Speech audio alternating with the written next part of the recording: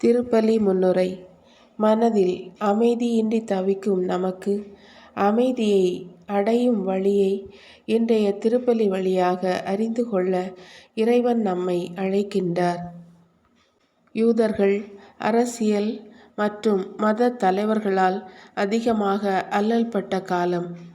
மக்கள் குழுக்களாக பிரிந்து செய்வதறியாது பல தவறுகளுக்குள் தள்ளப்பட்டு எழ முடியாமல் தவித்த நேரம்.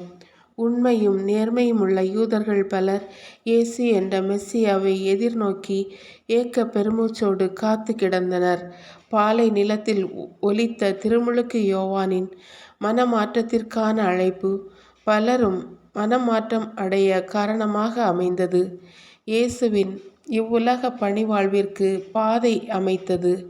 திருமுழுக்கு யோவான் இறைவாக்கினர்களில் இறுதியானவராகவும் இயேசு பிறப்பிற்கு முன்னோடியாகவும் செயல்பட்டவர்.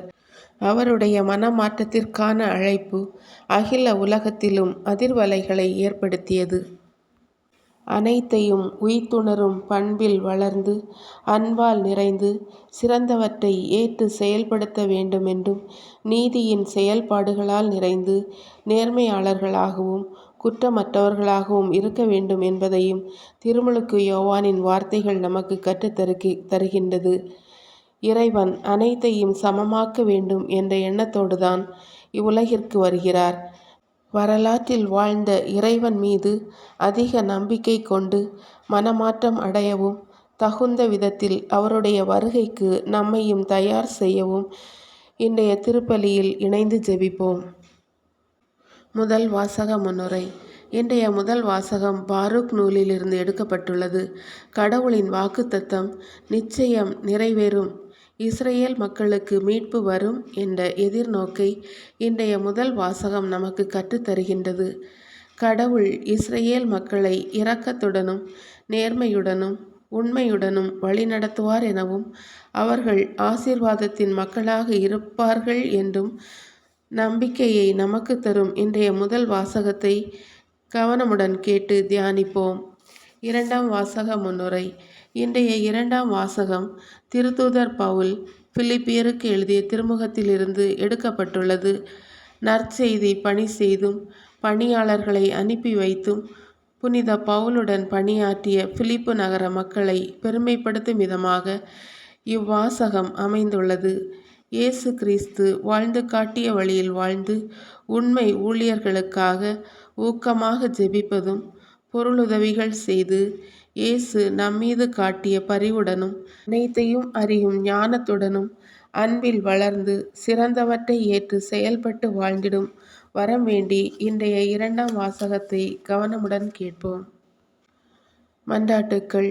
பேரன்பு பெருந்தகையே, எம் அன்பு இறைவா, திருச்சபையை வழிநடத்தும் திருத்தந்தை, ஆயர்கள், குருக்கள், கன்னியர்கள் தங்களிடம் ஒப்படைக்கப்பட்ட பணிகளை சிறப்புடன் செய்திட தேவையான ஞானத்தையும் உண்மையையும் அவர்களுக்கு தந்திடவும், கடவுளின் கட்டளைகளை கடைபிடித்து வாழ தேவையான அருளையும் ஆற்றலையும் பொழிந்தருளவும் வேண்டுமென்று இறைவா உம்மை மன்றாடுகிறோம்.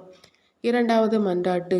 அமைதியின் தெய்வமே, எம் அன்பு இறைவா, உலக நாடுகளை ஆளும் தலைவர்கள் தெய்வீக ஞானத்தால் நிறைந்து ஒற்றுமையுடன் வாழ்ந்திடவும் போர் மற்றும் தீவிரவாதத்தை அறவே அகற்றி அமைதியுடனும் நீதியுடனும் மக்களை வழிநடத்திட தேவையான ஆற்றலை தர வேண்டுமென்று இறைவா உம்மை மன்றாடுகிறோம். மூன்றாவது மன்றாட்டு.